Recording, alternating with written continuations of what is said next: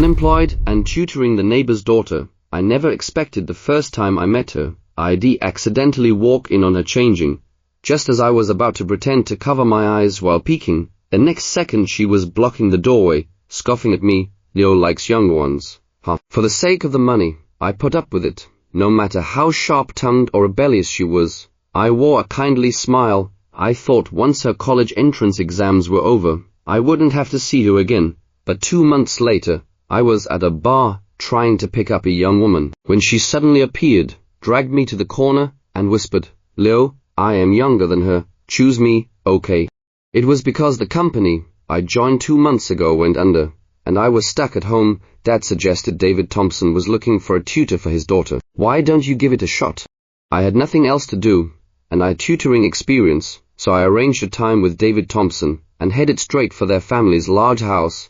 David Thompson was very welcoming until I mentioned his daughter, and he looked troubled. "Sarah is downstairs. She's a bit difficult to teach. Leo, if you can do it, I'll pay you 1,000 per hour. I kept saying I definitely could, for that much money. I could teach a brick, so I went upstairs full of confidence. The last time I'd seen Sarah, she was a quiet, round-faced elementary schooler. I figured she was probably a round-faced high schooler now. The door wasn't closed, so I went right in. "Sarah, I am here to tutor you. Do you remember me?"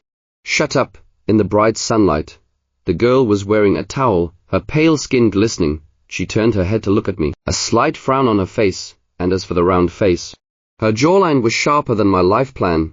I stared blankly for a moment before snapping out of it. "Sorry," I said, turning to leave, but suddenly I was pulled back from behind. The next second, her body was close, radiating heat. I smelled her pleasant scent, and my face burned red. She blocked the doorway, narrowed her eyes. Just as the atmosphere grew incredibly intimate, she suddenly spoke, in a low, cool, sexy voice. She said, "You like younger ones, huh, Leo?" That's when I finally understood why David Thompson said Sarah was difficult to teach. After she got dressed, she sat to the side, playing with a Rubik's Cube, completely ignoring me. I tried many times, but she only reluctantly sat down. She scribbled down a few math problems, her mistakes all sorts of weird, then raised an eyebrow at me, full of provocation. "Go ahead, teach." Swallowing my frustration, I explained patiently, but she'd interrupt now and then. "Leo, you have really dark circles under your eyes. You should go home and rest." I don't want to listen anymore. After 3 grueling hours,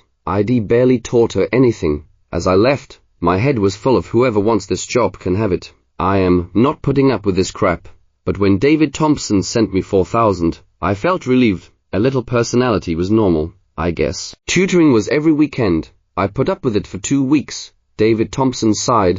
"Leo, you're amazing. Sarah actually lets you teach her. How could she not?" No matter how she acted out, I was agreeable and wore a kindly smile, though inside I wanted to slap her across the room. Before the 3rd session, Uncle David called me. "Sarah is staying at her apartment this week. You should go to the school and wait for her to finish for the day." He gave me her number. Having multiple places to live is great. After school, I stood in front of the school and called her. "Who is it?" Sarah asked. "It's Leo, your tutor. I am waiting for you." In front of the school, she gave a careless "oh" and seemed to suppress a laugh. "Leo," she said, "I am at the pool hall behind the school. Come on over." She hung up after that. So young and already getting into trouble. Skipping class to play pool, I headed over to catch her. But as soon as I walked in, Sarah was surrounded by a group of tough-looking girls. Sarah saw me, tossed the pool cue to someone else, and walked over slowly. Someone behind her whistled. "Hey Sarah, is this your boyfriend? He looks so gentle. He must be really good to you. Aren't you gonna introduce us?"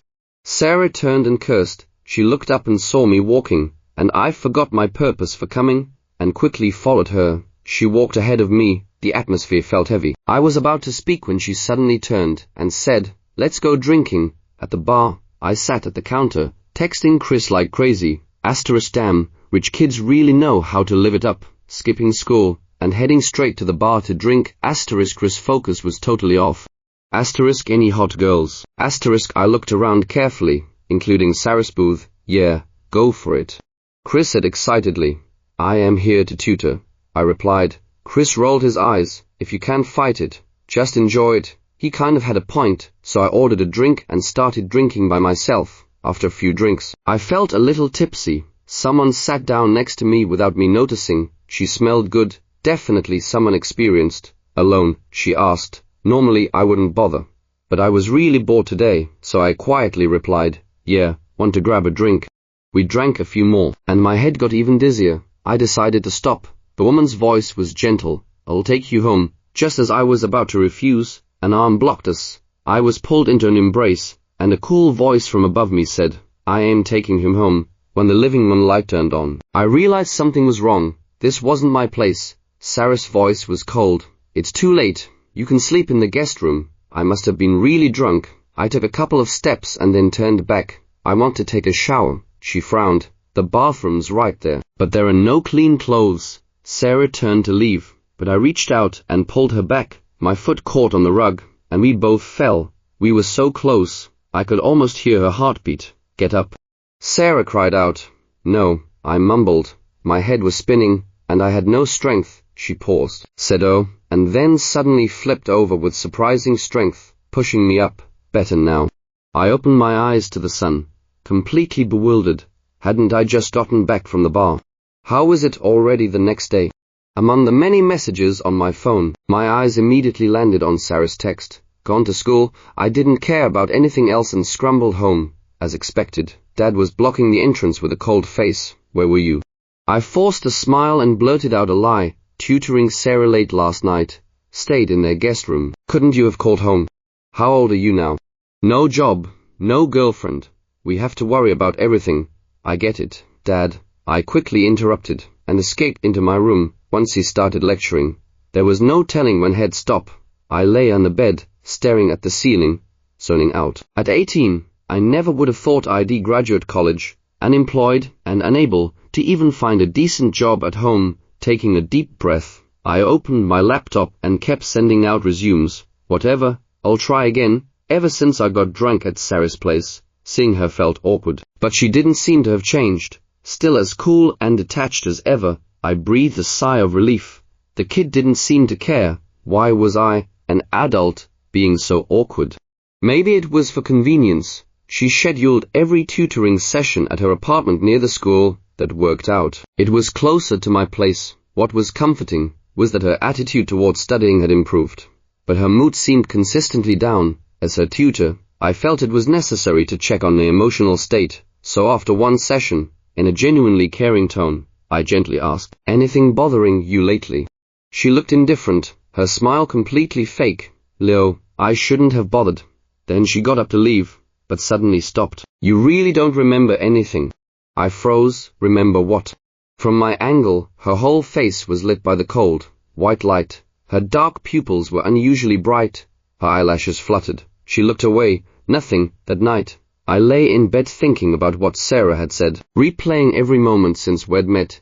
The only thing I couldn't remember was, I shot up in bed. Did I do something I shouldn't have that night I was drunk at her place? Thinking that, all traces of sleep vanished. Clutching my phone, I hesitated for a long time before cautiously sending Sarah a text. Asleep. She replied instantly. I carefully typed back. I didn't do anything that night, right? What do you think? I guess not. She didn't reply. No reply. I didn't get a message until I was ready for bed. Sarah had just sent well done. I mulled over those 2 words. They sounded like she was grinding her teeth. The next time I saw her, I was on edge. Afraid Sarah would fire me if she was in a bad mood. After all, tutoring her was my only source of income. But Sarah's attitude was normal. As if nothing happened, she just switched the tutoring location back to their family's large house. I breathed a sigh of relief again, while also internally cursing myself for getting hung up on little things. I don't know if it was the effect of my tutoring or if she just stopped skipping class. A little over a month later, during the joint exams, her grades improved dramatically. Jumping from near the bottom of the class to the middle, David Thompson shared the news with me right away. It's all thanks to you, Leo. Sarah has never gotten grades like this before. My only wish now is that she has no regrets after the college entrance exams. I helped a little, but this is mostly because of her own hard work. After hanging up, I sent Sarah a message. Good job on the exams. Keep up the good work. She must have been busy. It took a while for her to reply with just one word. I pursed my lips. She was so arrogant. Only 3 months left until the college entrance exams. On one hand, Tutoring time was limited, on the other. Once the college entrance exams were over, I'd lose this source of income, so I needed to hurry up and send out more resumes to find a job. Maybe it was because I was spending most of my energy on Sarah, but I slowly started to develop an indescribable feeling for her. One time, I had her work on some practice tests. In the quiet room, I fell asleep with my head on the desk. When I woke up, I had a jacket draped over me, the warmth carrying a familiar scent.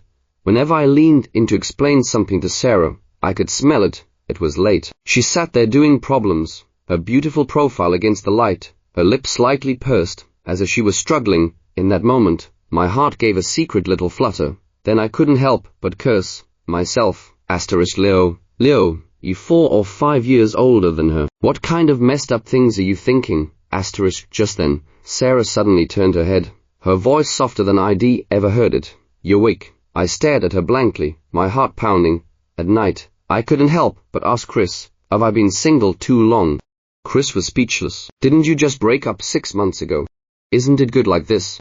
You spent so long in that relationship, gave so much, and it ended up being nothing. My life advice, if you're hopeless romantic, stay away from relationships. I put down my phone.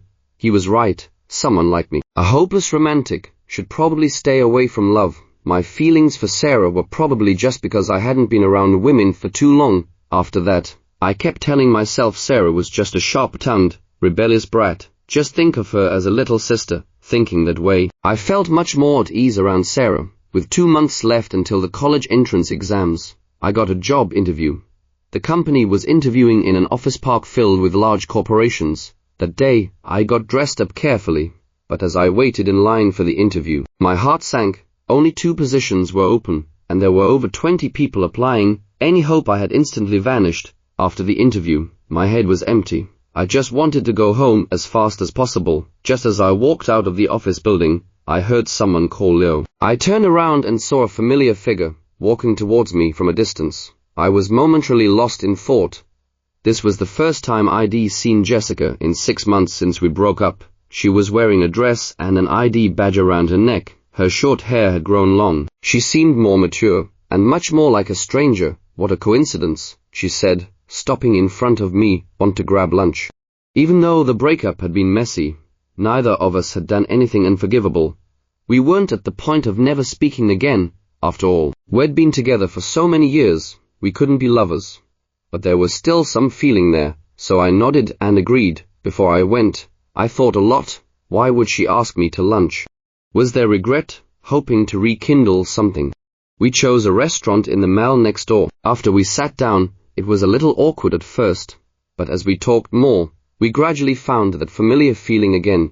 We chatted like old friends, talking about the ups and downs we'd been through while we were apart. Finally, she suddenly asked, "Are you seeing anyone?" I clenched my fingers. "No," she paused. "I am." In that moment, I suddenly felt cold. My first instinct was to escape, and that's exactly what I did. After a couple more sentences, I stood up. "I have to go," I said, leaving in a hurry. As I rushed past, I brushed shoulders with a group of girls. I thought I saw a familiar figure, but maybe not. I didn't look back. Jessica caught up to me. Again, I composed myself, forced a smile. "You should get back to work. I wish you happiness." Whenever I was sad when we were together, she'd look at me with that same expression. My heart ached again. A taxi pulled up.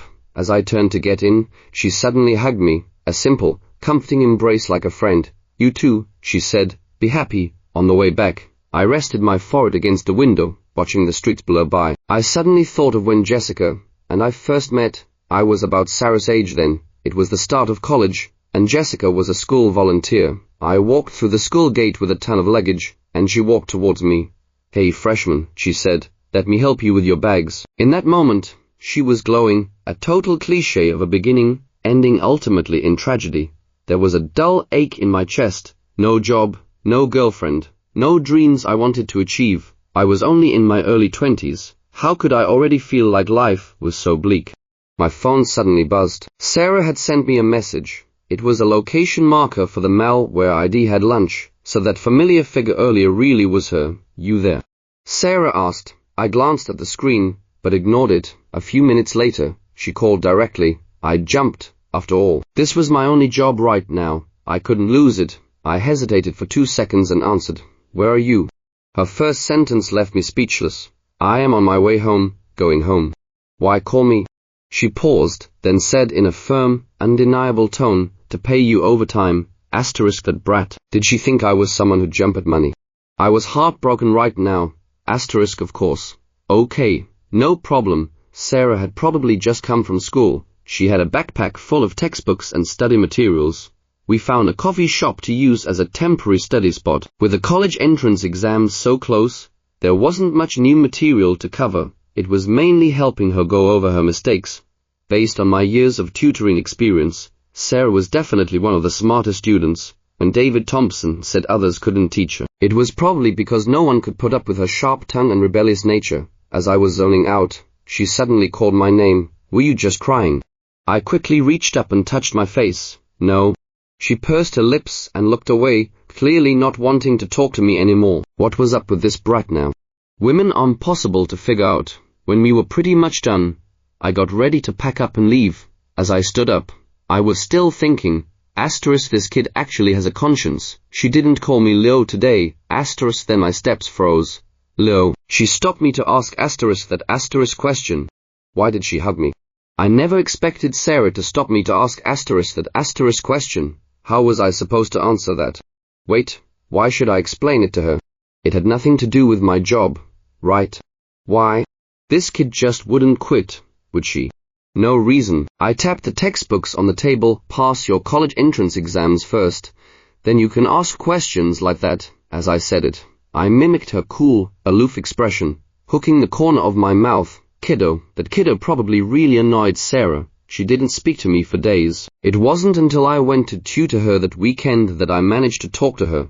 But it was like we were back to square one. She had droopy eyelids, looked completely uninterested, and clearly wasn't paying attention to my tutoring. I rubbed my temples in frustration and suggested we take a break. David Thompson and his wife weren't home. It was just Sarah and me in the large house. I felt awkward, so I went downstairs and sat on the sofa. Sarah followed me down, walked past me without looking, and went straight to the liquor cabinet and opened a bottle. I was confused. "What are you doing?" "We still have to study." She ignored me and poured a full glass. I got angry. I stood up and walked over to her, trying to snatch the glass away.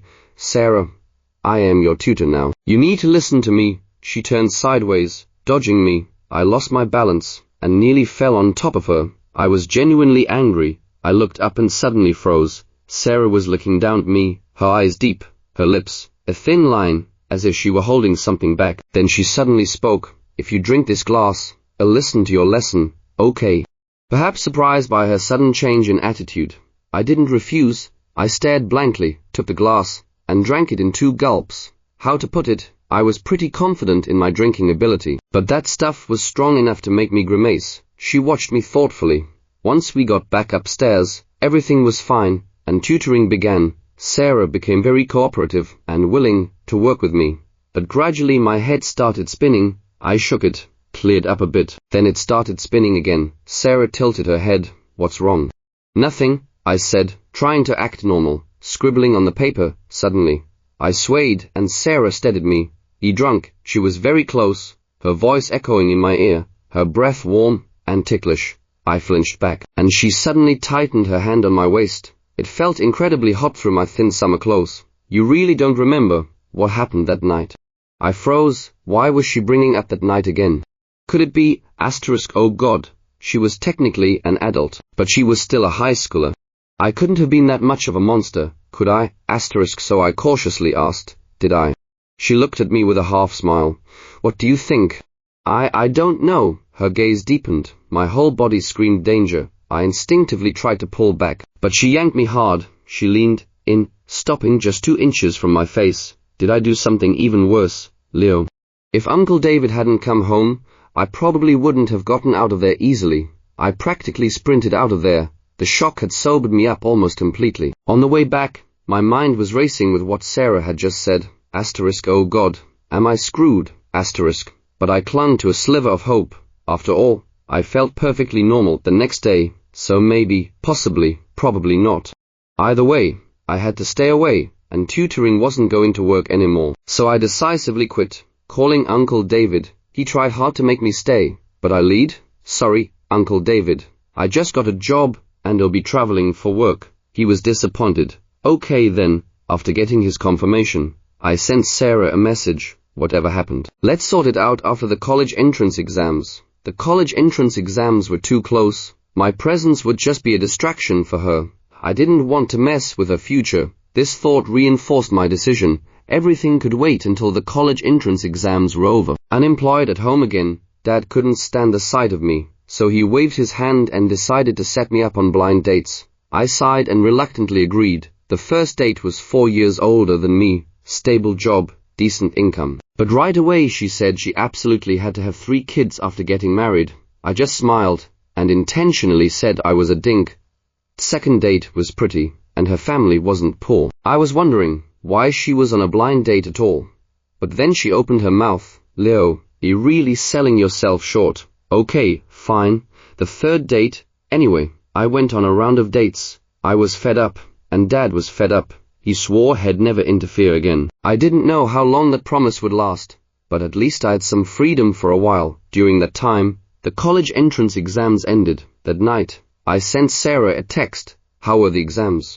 As expected, she didn't reply. After the college entrance exam scores came out, Uncle David called me. Sarah had actually scored above the cutoff for top universities. Getting into a local university shouldn't be a problem. Leo, it's all thanks to your tutoring before the exams. She wouldn't have gotten this score otherwise. I helped a little. But this is mostly because of her own hard work. After hanging up, I hesitated, wondering if I should send Sarah a text congratulating her. I thought about it. Yeah, I should. That night I got drunk. I probably didn't do anything too crazy. She probably said what she did to mess with me. Just for fun, thinking that way. I felt relieved. She was about to start college, begin a new life. I was just an insignificant passerby in her life. Maybe all the blind dates had worn me out. I felt like I was visibly wilting. So my good friend Chris waved his hand and dragged me to a bar near the college campus to check out some girls. Haven't you heard? There's no ailment a college girl can't cure. Let the young ladies heal you. I rolled my eyes like crazy, but let him drag me inside anyway, to be fair. Looking around, there were plenty of young women. Chris took me to share a table with some girls. At first, it was a little awkward, but after a few rounds of games and some drinks, the atmosphere warmed up. I stopped holding back and started flirting with the shy-looking girl sitting across from me. People at the table started cheering us on, but the girl couldn't take it and got up and left. My head felt hot. I stood up and followed her. Hey, why are you leaving? I hadn't even finished when someone grabbed me and pulled me into an embrace. In the dim bar light, I looked up and saw Sarah, whom I hadn't seen in a long time. I didn't actually recognize her right away. She had changed a lot. Her hair was longer, she was wearing a black jacket, and she was looking at me with intense eyes. I froze instinctively. She didn't let go. I frowned and asked, "What's up?" After the college entrance exams, the last I heard about her was that she was going to a pretty good university in the city. She must have started by now, and that school seemed to be nearby. I froze again. She finally let go, then said something completely unbelievable. I am younger than her. Leo, I was stunned. Then I realized she meant the girl I'd been trying to pick up, a newly enrolled college student. Yeah, Sarah was definitely younger. So, I asked. She paused for 2 seconds, her beautiful eyes startlingly bright in the dim light. She spoke slowly, deliberately, and very seriously. Choose me. That was probably the most shocking thing I'd heard all night, maybe all year. Not even the weird blind dates could compare. So I repeated, choose you. What? I finally knew it wasn't just the loud music in the bar. I hadn't misheard. She actually wanted me to make that choice. Do you know what he's saying? She looked completely unfazed. Yes, I opened my mouth to say something, but I didn't know where to start. I just turned and walked away, but Sarah grabbed me again. I turned, about to lose it, when I saw Chris hurrying over. I breathed a sigh of relief. Finally, he had a conscience and was coming to rescue me. But then, Chris grinned. Hey, you interested in this guy? Chris stared at Sarah, a mischievous look on his face. My heart pounded. I was just about to stop him when I heard him continue. Go for it. This guy's single, you know, and he loves young, beautiful girls. I instantly regretted not showing Chris a picture of Sarah before this, so he wouldn't say something so stupid in front of my former student. With that, Chris bounced away, leaving me standing there. I tried to salvage the situation. Don't listen to him, he's just talking nonsense. I don't like younger. Oh, Sarah asked, her voice flat. She suddenly stepped forward and sideways, making me step back 2 paces to avoid a waiter carrying drinks behind me. Then she quickly retreated. But in that brief moment of closeness, I caught her familiar scent, and my cheeks instantly burned hot. I looked down, not daring to look at her. Sarah paused for 2 seconds, then suddenly leaned in again. I flinched back, pressing myself against the wall. Her breath was warm against my face. I don't like young ones, I said stiffly, nodding. She chuckled softly. Then why are you blushing, Leo? Leo, I ran away again, pathetic as I was, not forgetting to drag my unlucky friend Chris with me. Chris kept complaining behind me. Why did you run? That girl was clearly into you. Couldn't you give her a chance? I stopped and yelled, do you even know who that was? He shook his head blankly. Sarah. He paused, startled. Sarah. Wait, the rich kid you tutor. I nodded. Did I think that would shut him up? Leo, you crazy.